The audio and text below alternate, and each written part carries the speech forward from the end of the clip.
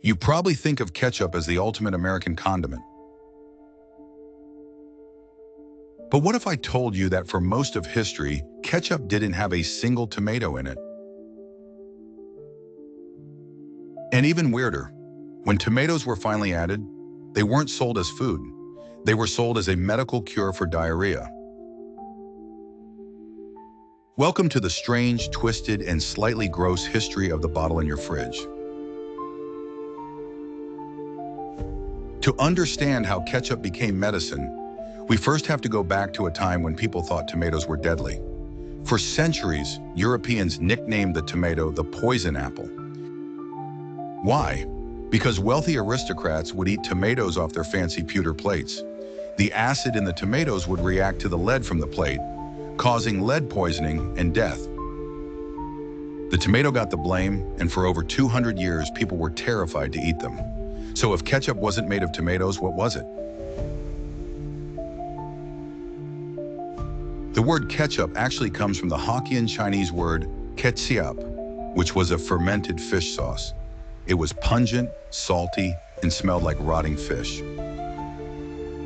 British sailors in the 1700s fell in love with this savory sauce and tried to recreate it back home. But tomatoes were still considered poisonous, so they used other ingredients. If you sat down for dinner in 18th century England, your ketchup was likely made of mushrooms, walnuts, oysters, or even anchovies. In fact, Jane Austen's family had a favorite recipe for walnut ketchup. Everything changed in 1834. Enter Dr. John Cook Bennett, a physician from Ohio who was about to turn the culinary world upside down. Dr. Bennett didn't just tell people tomatoes were safe, he declared them a medical miracle. He published research claiming that tomatoes could cure indigestion, jaundice, rheumatism, and severe headaches. He even claimed they could prevent cholera. He partnered with a pill maker named Archibald Miles, and they extracted the essence of tomatoes into Dr. Miles' compound extract of tomato.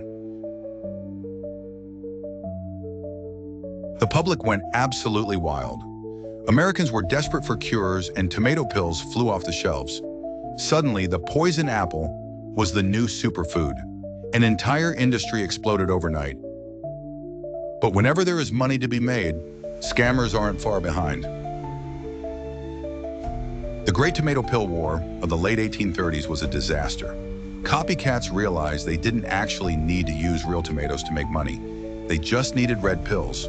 Snake oil salesmen started selling tomato pills that were actually just powerful laxatives. Others were just colored sugar. People would take the pills, get violently ill from the laxatives, and assume that tomatoes were poisoning them again. The bubble burst. By 1850, the tomato pill empire had collapsed, and ketchup was seen as a dirty, fraudulent business. For decades, commercial ketchup was a horror show.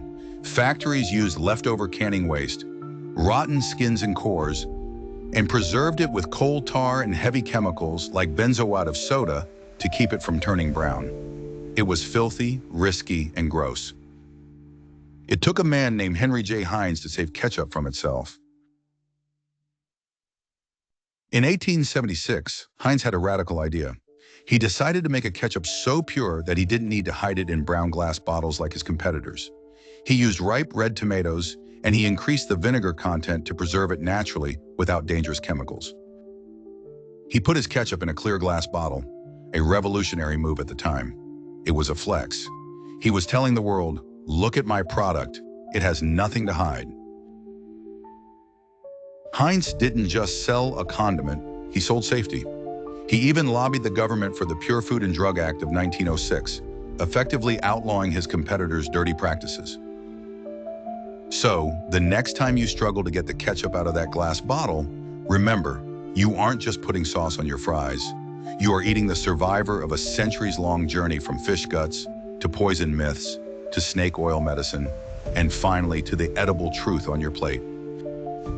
Don't forget to like and subscribe for more delicious history.